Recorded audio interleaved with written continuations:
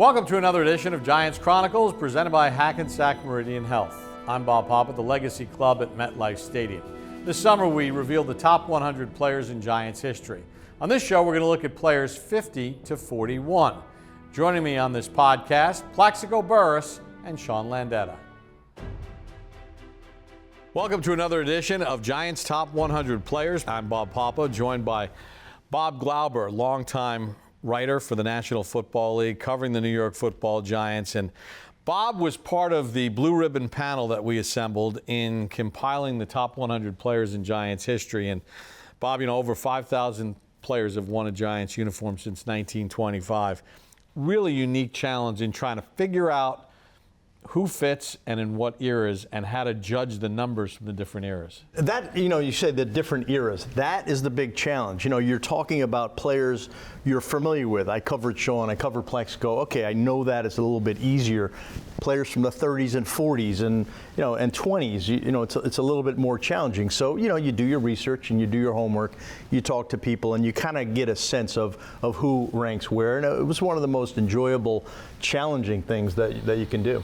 Yeah, and it's understanding the history of the franchise, and it kind of all comes into play. And you mentioned Sean Landeta. He comes in at number 47. Sean's first 8.5 years with the Giants, all he did was win 2 Super Bowls. Voted to the all-decade team by the Pro Football Hall of Fame, not only in the 80s, but in the 90s. Sean, for you, how do you put this in intellectual context when you think about being voted as one of the top 100 players? Well, first of all, my first thought is to thank whoever was on that blue ribbon panel to feel that I belonged, because certainly when you say those numbers, 5,000 players and only 100, very easily you can say, well, I may have played well, but certainly wouldn't be on that list. So it's a great, great honor to be on that list for any team, but especially a team like the New York Giants with their history. Landeta's kick, a beauty. That's a 55-yard kick to the 15-yard line. Very lucky, I think, that I played here when I did. It's such a great group of teammates, tremendous coaches. You mentioned we were fortunate to win 2 Super Bowls, and just a great, great time in my career. I did cherish my years here, and again, just very grateful to be part of this. And Plaxico, number 46 on the list. I remember the news came across that Plaxico Burress had signed with the New York Giants, and I remember saying, that's the ticket. Now to be voted one of the top 100 players in franchise history and inside the top 50, when you reflect upon all of it, does it seem real? I was shocked. I was surprised. I was sitting at my desk on, I believe it was a Saturday, when you reached out to me and called me and said that, I've been selected amongst the top 100 players to ever wear a New York Giant uniform. And I just said to myself, I was like, wow. I kind of just, sat back for a minute and just thought about all those great players and all the great teams that came before me. And, being a kid growing up in Virginia, we didn't have professional football. So the only time I got to see the New York Giants on TV was when they were playing Washington. And going back to that and, watching those guys play back in the 80s and early 90s, and for me to be sitting here today selected amongst, the top, football players to ever play for this organization, I mean, it's an honor and a privilege, and I just thank for, everybody, New York Giants and the organization for including me. You mentioned Washington. You can't talk about the Giants in Washington without talking about the 1986 NFC Championship game. And this man right here was literally the central figure in all that. The wind at Giant Stadium back in those days before they had built the press box and wind patterns was brutal. And Bill Parcells defers the opening kickoff to play the wind game. And your teammates say that it is arguably the greatest game ever by a punter, because you were a key component in keeping Washington pinned against the wind and creating field position for you guys to win 17-0.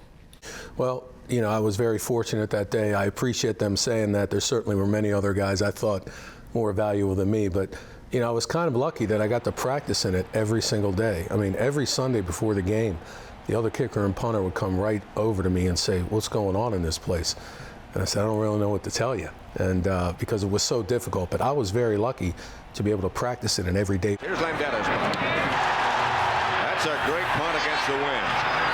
The Giants are going to down it inside the 5. Great punt by Landeta. 46 yards, was in the air for 5 seconds.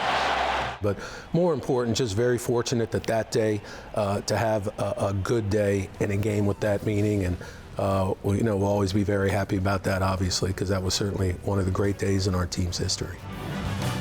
Stay tuned for more Giants Chronicles, the top 100 players, numbers 50 to 41, presented by Hackensack Meridian Health. Welcome back to Giants Chronicles, the top 100 players, numbers 50 to 41, presented by Hackensack Meridian Health. You know, Plaxico, we talked about Sean in an NFC Championship game having one of his greatest games. Well, one of your greatest games came in an NFC Championship game, 2007 NFC Championship game in Green Bay against the Packers. Welcome to Lambeau Field in Green Bay for the NFC Championship game. Second coldest game ever at Lambeau Field, -1 degree with a wind chill of -23. And Al Harris kind of tweaked you a little bit leading into all that. I'm in the locker room before the game starts, and I watch him go on TV, and he says, "How do you plan on slowing down Plaxico Burress?" And on national television, he said, "Oh, this is Green Bay. He knows what he's going to get. He's going to get me in his face all day," and that really had me going. It really stinged me. Manning from the gun, back to throw, zips one left. Burress has it on the run at the 40 and knocked down at the 47-yard line as he beat Al Harris on the slant. Looks right, throws right, looking for Burress, who makes the catch over the defender at the 35-yard line. He went hand-to-hand with Al Harris, and he beat him. Manning takes back to throw. He wings it over the right side, and he's got Burress again. He turned around Al Harris out of bounds at the 11-yard line of Green Bay. Goodness. I had already lost two AFC Championship games to the Patriots, so it was my third one in like year 8, and I was saying to myself, listen, I'm not going back home. We have to find a way to get it done. And that year was pretty trying for me with the ankle. You know, it was me just finding enough energy through the week to get back to the game on Sundays, and they allowed me to do so. And in return, we ended up having a great year and finish off right. Plaxico, every time that the Giants play a road game in Arizona, the visitors' locker room is the same as Super Bowl 42 and that tunnel. And as I walk to the Giants bench, I stop at that yard line and at that hash. And first I walk into the end zone where you caught the Super Bowl winning catch, and then I go to stand where Eli was. Take us through what that was like for you, because every kid that plays sports either wants to hit a home run in the bottom of the ninth to win a World Series, hit a jump shot, or catch a touchdown pass to win a Super Bowl. First and 10 at the 13, 39 seconds to go. Giants down by 4. It's an X-fade, and I had watched so much film on Ellis Hobbs, and I played against him in Week 16, and for some strange reason, when he jumped in a zero coverage, he would back up to the goal line and he would stop his feet.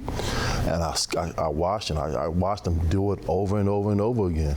And when the play was called, I said to myself, first of all, Eli grabbed me when I came out of the huddle. He was like, "Hey, if the guys give you one-on-one, I'm throwing it." And I'm like, man, they're not going to double cover me now. They'll be crazy. So as sure as I get to the line, then zero coverage. And I say to myself, listen, if he does exactly what I've been watching him do on film, he's going to back up to the goal line. He's going to stop his feet. And I said to myself, if he stops his feet, I'm just going to give him a move and run right by him. If you watch the game, the pregame, me and Eli were throwing that same pass. It's like repetition. We can do it with our eyes closed. And it was just 1, 2, 3, boom, and get back to the corner of the end zone. And the ball came down, and the rest is history. Manning calling signals, takes the snap, looks left, lobs it left. Burress is wide open. Touchdown Giants! In the left corner of the end zone. Touchdown! With 35 seconds to go, and the Giants regain the lead. Manning to Burress. To be able to end that game in that fashion, it still kind of, gives myself the goosebumps sometimes. Plaxico, you did your thing, coming up clutch for your team when they needed it most. How on earth does this feel? For us to come out here and get a win, man, it just means so much. Just for all of those things to come together at that moment, and the way that we finished that game, man, it's still just, I lose words for it sometimes. Stay tuned for more Giants Chronicles, the top 100 players, numbers 50 to 41, presented by Hackensack Meridian Health. Welcome back to Giants Chronicles, the top 100 players, numbers 50 to 41, presented by Hackensack Meridian Health. Sean, I want to ask you about number 41 on this list, Bardoch. As a teammate, a leader, and one of those guys that solidified that offensive line. Talk about him as a player with the New York Giants. Just have great thoughts about him. Number one, as a person. He and I were teammates for 12 years. If you open up the dictionary to professional football player, I mean, the way he practiced, took care of himself, he was very cerebral. You know, I tell a story sometimes that, Bart, everyone knew he was in law school while we played, and he was such a perfectionist that if the snap was a little bit off, which it almost never was, he'd ask me about. And after a snap one time, he came to the sideline, he goes, "Was that high?" And I'm like, "No, don't worry about it, it was fine." And he never got angry, but he looked at me pretty angrily and he said, "Don't patronize me." And I said to myself, what does patronize mean? Is that like a law school word or something? But I didn't want him to know I didn't know what it meant. So I said, "I'm not patronizing you." And he goes, "It was high, wasn't it?" I said, "It was just fine." That's the kind of guy he was. He was just such a perfectionist. He cared so much, just a terrific player, and considered, one of the best pass blockers, if not the best pass blocker in the NFL when he played. So nimble for a big guy, and absolutely deserves to be on that list where he is. Let me go to number 48 on this list, a teammate of yours, Jeremy Shockey. An incredible player. He called me back like 3 different times after I called him to tell him that he was in the top 100, screaming of joy and happiness and shock. And he called me thinking that I was punking him or something like that. But what was he like as a teammate? It was just a pure joy to be able to, be in the locker room with him every day and take the football field with him, because, man, I seen him helmet pop off and trying to run guys over with no helmet on. He was that kind of player, man, and he was just so passionate about his craft and his position. It was off the roof, but you just enjoyed playing with him as a player. Another tight end's on this list at 43, Bob Tucker, who was a brilliant player. He was the first tight end to lead the league in receptions in 1971. So, again, we talk about, today's era and how tight ends are used, and you think of Kelsey at Kansas City and Gronkowski and all that. But the Giants were kind of ahead of the curve with how they use their tight ends, especially with Fran Tarkington. I mean, and it sounds funny, right? He had 59 catches to lead the league. Different game. They could grab the guys all the way down the field, but a brilliant football player. He was a very smooth player. He just was an effortless route runner. He just had it, and he was a very, very polished player. And again, the route running was just made it very, very easy for whoever was. Well, it's kind of fitting that Shockey and Tucker are in this group, because Tucker held the Giants record for most receptions by a tight end until Jeremy Shockey broke it. Tucker still holds the record for Giants tight ends for the most receiving yards. Rodney Hampton comes in at number 45, your teammate on Super Bowl 25. It's a crowded room he comes into with a lot of really good players at the running back spot, but he changed the dynamic of what the Giants' rushing attack looked like before he got hurt. Yeah, Rodney was terrific. I can remember his rookie year in 1990. We were there in training camp, and I'd always get in the ice bucket to cool my legs down so they wouldn't get sore from punting. And I can remember early on, I said, "Rodney, come and see me after practice." And, he's a 20-year-old rookie and doesn't really know me. And I get in the ice bath. I said, "I want you to start doing this. I think this is going to be good for you." And his eyes kind of got big, and he's like, "I don't know about that." And I just said, "Just trust me, it'll be good for you." And even to this day, when I see Rodney, he's like, "Man, that was so great that you told me to get in that ice bath early," just because his legs were how he made his living. But just what a wonderful guy, besides a great player. He had 5,000 or 6,000 yard seasons, and I know he and Otis kid each other sometimes. Rodney will say, "Otis, you're lucky I got hurt, because if I didn't get hurt, I'd have been Super Bowl MVP in 25. They go back and forth with that. But what a great career Rodney had. Terrific player and even better person. Stay tuned for more Giants Chronicles, the top 100 players, numbers 50 to 41, presented by Hackensack Meridian Health. Welcome back to Giants Chronicles, the top 100 players, numbers 50 to 41, presented by Hackensack Meridian Health. I want to ask you, from a specialist standpoint, Pete Gogolak, one of the original soccer-style kickers, was one of the great Giants of all time. You talk about a historic deal. I mean, soccer-style kicking, he's like the guy in the beginning, and that was a big deal, when he started doing that. And to play for the Giants as long as he did, and from what I understood, he stayed in the area, had a very successful career after football in New York, and but just one of the guys, one of the original sidewinders, if you will. Now that for years there's just been generations of soccer-style kickers, and he was like the original guy. And still holds the franchise record for the most points scored. Bob, at number 44 on this list is Jack Stroud, who played 132 games for the Giants, part of that 1956 championship team on the offensive line. The guy helped the Giants get to 6 NFL championship games.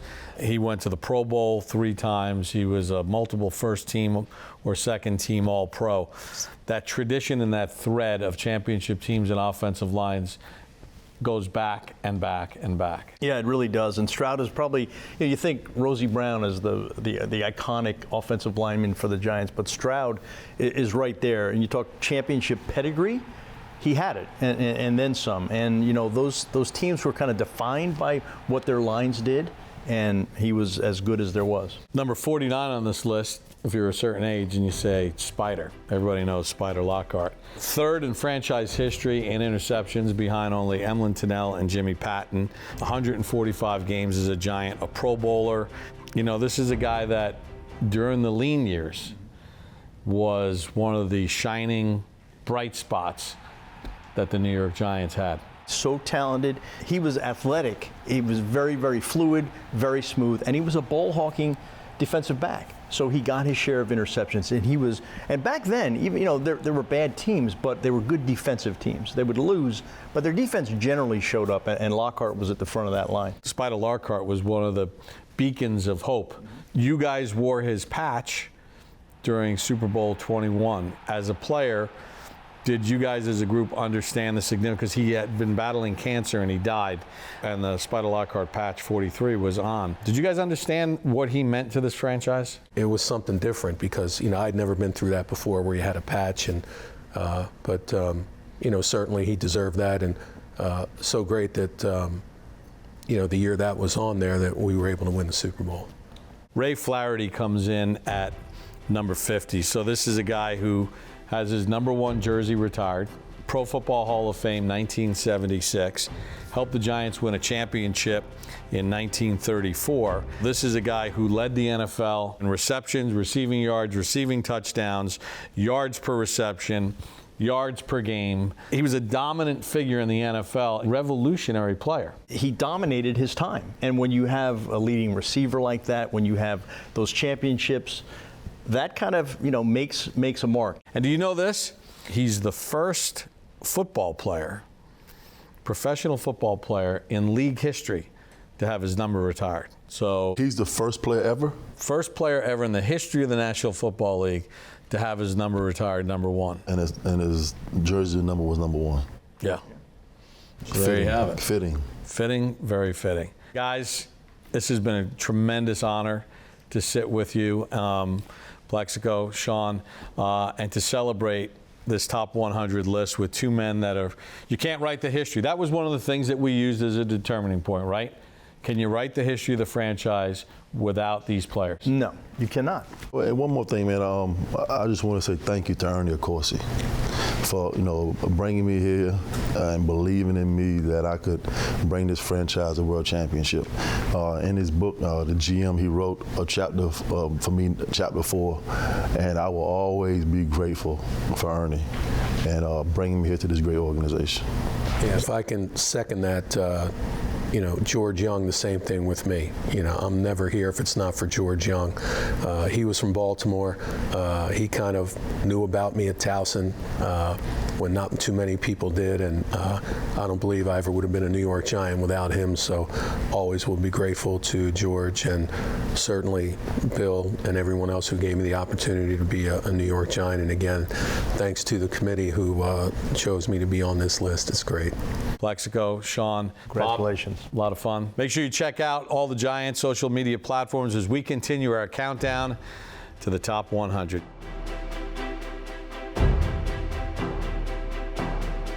This was a really cool list when you think about the all-time leading scorer is still Pete Gogolak. Rodney Hampton was the Giants' all-time leading rusher at his retirement. And then Ray Flaherty, the first man in the history of the NFL to have his number retired. That wraps it up for this week's show. For our entire crew, I'm Bob Papa.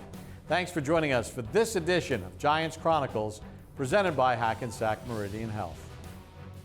HCL Tech, supercharging progress, the official digital transformation partner of the New York Giants.